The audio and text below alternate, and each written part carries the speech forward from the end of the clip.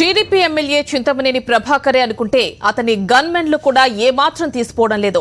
ఏలూరులో postal ballot వద్ద చింతమనేని ప్రభాకర్ మాజీ గన్మ్యాన్ లక్ష్మణ్ హల్చల్ చేస్తూ ఉద్యోగులను బెదిరించే ప్రయత్నం చేశారు. సిఆర్ రెడ్డి ఇంజనీరింగ్ కాలేజ్లో ఉద్యోగుల పోస్టల్ బ్యాలెట్ ఉంచారు. ఈ క్రమంలో లక్ష్మణ్ ఉదయం నుంచి యూనిఫామ్లోనే కాలేజ్ ప్రాంగణం తిరుగుతూ చింతమనేనికి ఓటెయ్యాలంటూ బెదిరింపులకు పాల్పడ్డాడు.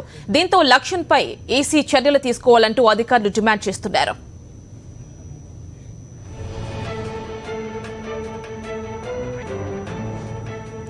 చింతమనేని ప్రభాకర్ మాజీ గన్మెన్ పై పలు ఆరోపణలున్నాయి. లక్ష్మణ్ దెందులూరు పోలీస్ స్టేషన్లో విధులు నిర్వహించాల్సిన్నప్పటికీ చింతమనేని సేవలోనే తరిస్తున్నట్టు సమాచారం. తెలుగుదేశం పార్టీ ప్రైవేట్ కార్యకలాపాల్లో పార్టీ కార్యకర్తగా సేవలు కూడా అందిస్తున్నారు. చింతమనేని అండదండలుండటంతో ఉద్యోగానికి హాజరు కానప్పటికీ చర్యలు శూన్యం. ఈ క్రమంలో కానిస్టేబుల్ గా ఉంటూ అధికారులను సైతం పేరు పెట్టి పిలుస్తూ వారిని కూడా బెదిరింపులకు గురిచేస్తున్నట్లు తెలుస్తోంది. లక్ష్మణ్ ఎన్ని వేషాలు వేసినా పోలీసు ఉన్నతాధికారులు మాత్రం పట్టించుకోవట్లేదన్న ఆరోపణలు వినిపిస్తున్నాయి.